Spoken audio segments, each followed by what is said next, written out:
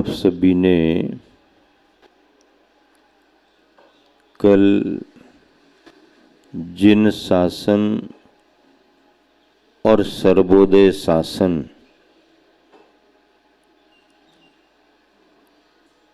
इस शासन के माध्यम से तीर्थंकर भगवंतों की कल्याणकारी महिमा को सुना था।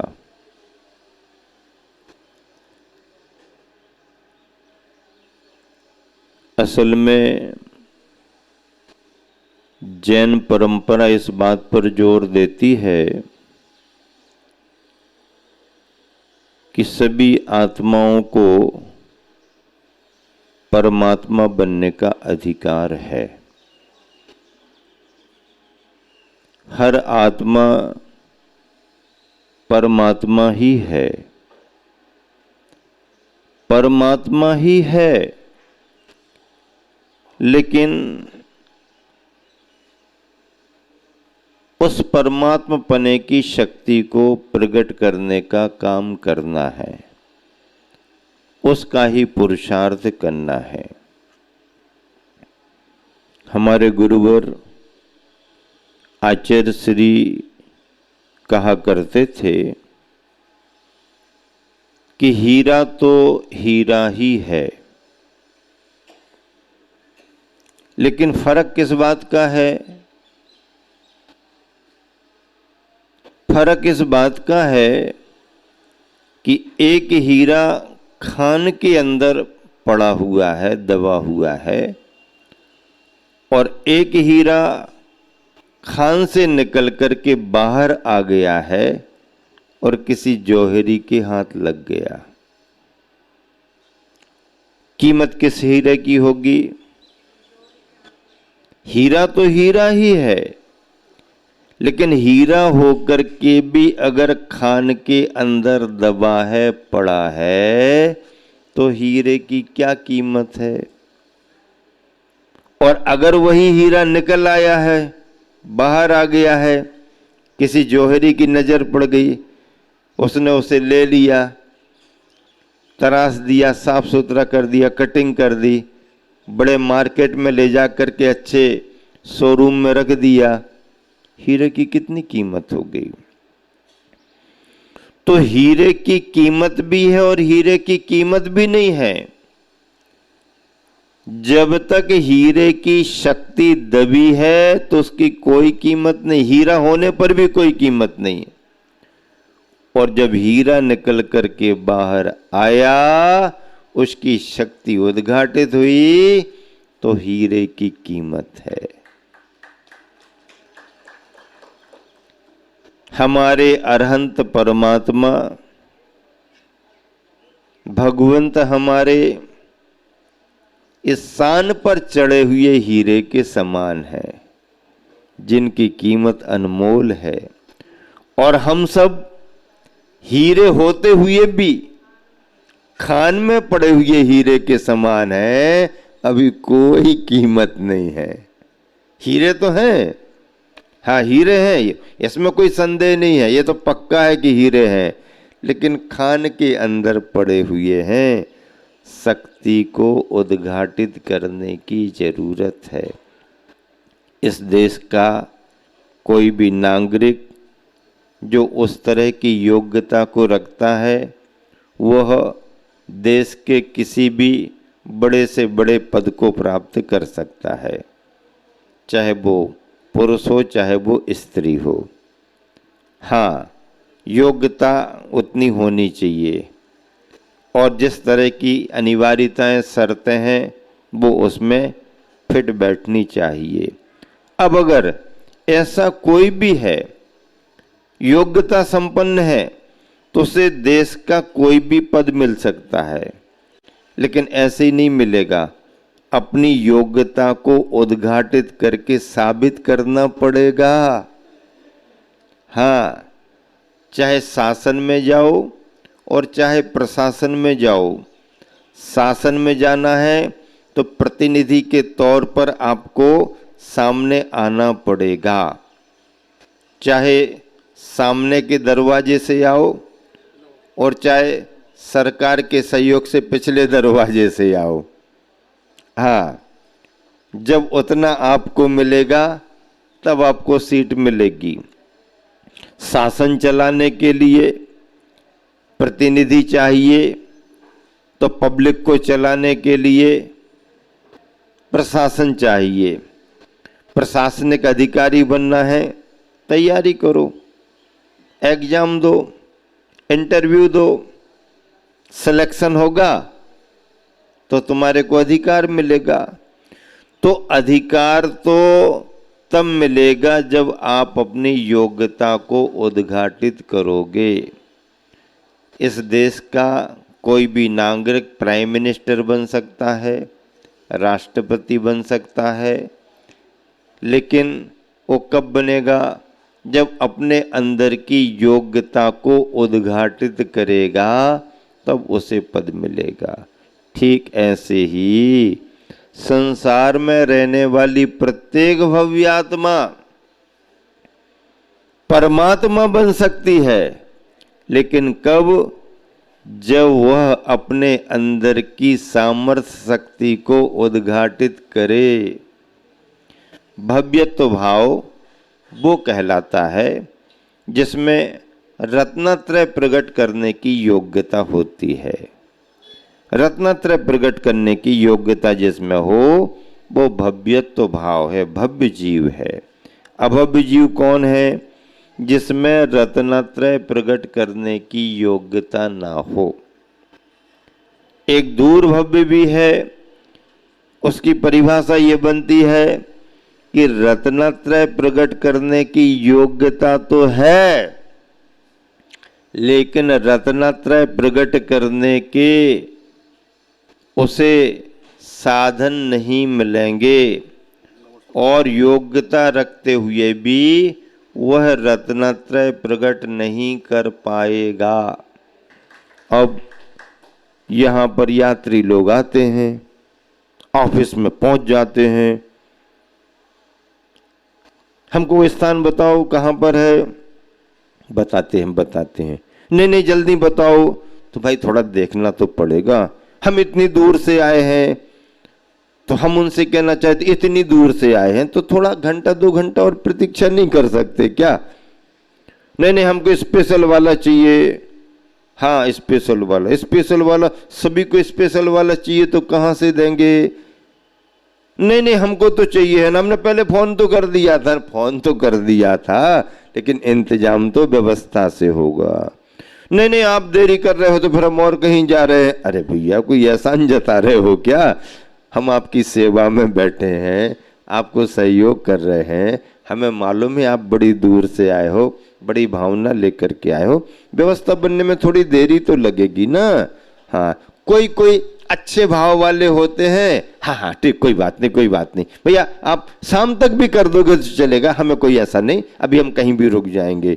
कोई ऐसे सरल परिणामी भी होते हैं, कोई थोड़े उग्र परिणामी भी होते हैं, लेकिन ऑफिस वालों को तो समता का परिचय देना पड़ता है। भैया आगतम स्वागतम, आइए, वेलकम है।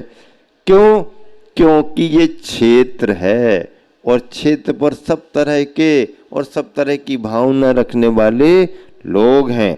आने वालों को ये चाहिए कि अपेक्षा तो अच्छी थी, लेकिन उतना अगर प्रबंध नहीं भी मिला तो जो प्रबंध आपने किया है आपके लिए धन्यवाद है। और आप देखो कितने यात्रियों की सेवा कर रहे हो और कितना समय दे रहे हो, धन्यवाद देना चाहिए। और प्रबंधकों की व्यवस्था में सहयोग करना चाहिए, तभी तो अपना धर्म ध्यान बढ़ता है, तभी तो अपनी विशुद्धता बढ़ती है। यहाँ भले ही तुम अलग अलग हमको कर लो, लेकिन जब सिद्ध बनोगे तो वहां से अलग रूम मिलने वाला नहीं है, वहां अलग रूम नहीं। हमारा बुक कर दो, हम आने वाले हैं, उसी नंबर में रुकवाना। हाँ, पहला हमारा देखा हुआ है, पहले हम रहे थे। यहाँ तुम सब कर सकते हो, जब सिद्ध बनोगे तो वहां बुकिंग नहीं चलेगी और तुम्हें अकेला अलग से मिलेगा नहीं, तुम जाओगे तो देखोगे मेरे से पहले 1 2 3 4 5 गिनती करते करते थक जाओगे और फिर अनंतानंत पहले से विराजमान है। कितना आनंद आता होगा सिद्धों को। कोई किसी से कोई विकल्प नहीं, कोई बाधा नहीं, स्थान है, सिद्धालय है और विराजमान है, अनंतानंत काल के लिए विराजमान है। ऐसे सिद्ध पद को पाने के लिए भव्य जीवों को अपना पुरुषार्थ जगाना पड़ता है और उस पुरुषार्थ में लब्धियों का अपना स्थान है। लब्धि शब्द जैन परंपरा में, जैन सिद्धांत में एक विशेष शब्द है। लब्धि यानी प्राप्ति। जो जीव अपनी योग्यताओं को प्राप्त करता है उसका नाम लब्धि है। और ऐसी लब्धियों की चर्चा आप स्वाध्याय में, प्रवचनों में, गुरुजनों से, मुनिजनों से समय समय पर सुनते आए हो। सबसे पहली लब्धि कौन सी होती है? सबसे पहली लब्धि है क्षयोपशम लब्धि है। कौन सी लब्धि है? क्षयोपशम लब्धि। देखो ग्रंथ को खोल करके मैं आपको बता रहा हूं। सबसे पहली लब्धि क्षयोपशम है, दूसरी लब्धि विशुद्धि है, तीसरी लब्धि देशना है, चौथी लब्धि प्रायोग्य है और पांचवी लब्धि करण लब्धि है। 5 लब्धियां हैं। भव्य जीव को ये प्राप्त होती हैं। कुछ लब्धियां अभव्य जीव को भी प्राप्त हो जाती हैं, उसकी चर्चा भी करेंगे। जीव को ये शक्तियां, ये सामर्थ्य जैसे जैसे प्राप्त होती हैं उन सामर्थ्यों की वो नाम संज्ञा है क्षयोपशम। अब इसे समझना पड़ेगा क्या है। विशुद्धि इसे समझो, देशना, प्रायोग और करण। क्षयोपशम लब्धि क्या है? ज्ञानावरणादि। कितने कर्म है? 8 कर्म है। मूल प्रकृतियां, ज्ञानावरणादि 8 कर्म। अभी प्रातःकाल आचार्य भक्ति के तुरंत बाद हम लोग स्वाध्याय करते हैं, कर्म कांड का स्वाध्याय शुरू किया है। कर्म कांड में यही सब विषय चल रहा है। आचार्य नेमिचंद सिद्धांत चक्रवर्ती का ग्रंथ लिखा हुआ है, वो चल रहा है। वो संघ का स्वाध्याय है और कोई स्वाध्याय आके बैठना चाहे तो मना नहीं है, लेकिन अपेक्षा किसी की नहीं है। आचार्य भक्ति हम लोग करते और तुरंत स्वाध्याय शुरू कर देते। तो ज्ञानावरणादि अशुभ कर्मों की शक्ति, ज्ञानावरणी, दर्शनावरणी आदि जो कर्म हैं इनको अशुभ कर्म कहा गया। घातीय कर्म जो हैं, ज्ञानावरणी, दर्शनावरणी, मोहिनी, अंतराय, ये पाप प्रकृतियां मानी गई। सारे घातीय कर्म पाप प्रकृतियां हैं। तो ऐसे ज्ञानावरणादि अशुभ कर्मों की जो बंधने की शक्ति है, जिस ताकत से वो बंधे हुए हैं, उस शक्ति की प्रति समय अनंत गुनी हीन होते हुए, अनंत गुनी उसकी कमजोर करते हुए, ज्ञानावरणादि अशुभ कर्म जिस ताकत के साथ, जिस मजबूती के साथ बंधे हुए हैं, उनकी वो शक्ति प्रति समय अनंत गुनी अनंत गुनी अनंत गुनी हीन होते हुए, यानी कमजोर करते हुए, फिर जब उदय में वो आते हैं तो इसका नाम क्षयोपशम लब्धि है। क्षयोपशम का मतलब है कि वैसी योग्यता में ज्यादा फर्क नहीं है। एक तरफ उलझन लिखो और एक तरफ सुलझन लिखो, इसमें ज्यादा फर्क नहीं है। अक्षर भी कोई ज्यादा नहीं बढ़े, बस उलझन में ऊ है और ऊ की जगह सु लगा दिया, सुलझन, और अक्षर सा का आ गया। तो आचार्य श्री कहते हैं कि हर उलझन को हम सुलझन बना सकते हैं। हर उलझन को हम सुलझन बना सकते हैं, बस बशर्ते समता का सा तुम्हारे साथ जुड़ जाए। किसका सा? समता का सा, परिणामों में क्षमता रखना। काम बन गया तो भी ठीक है, देरी से बना तो भी ठीक है, पूरा नहीं बना तो भी ठीक है, कल बनेगा क्या फर्क पड़ता है, समता तो रखो। अगर काम नहीं बनना होगा तो तुम कितनी भी आकुलता करो, कितनी भी आकुलता करो, कितनी भी आकुलता करो, काम बनने की जगह बिगड़ेगा। और अगर बनने का योग नहीं है तो शांति रखो, समता रखो, कर्म बंध तो नहीं होगा, काम बने या ना बने। अंतिम सार, अंतिम समय सार तो समता के भावों को पाना है। और ऐसे समता के भाव सम्यक दर्शन के आने से, जीवन में संयम के आने से, स्वाध्याय करने से, सत्संगति करने से अपने आप आने लगते हैं।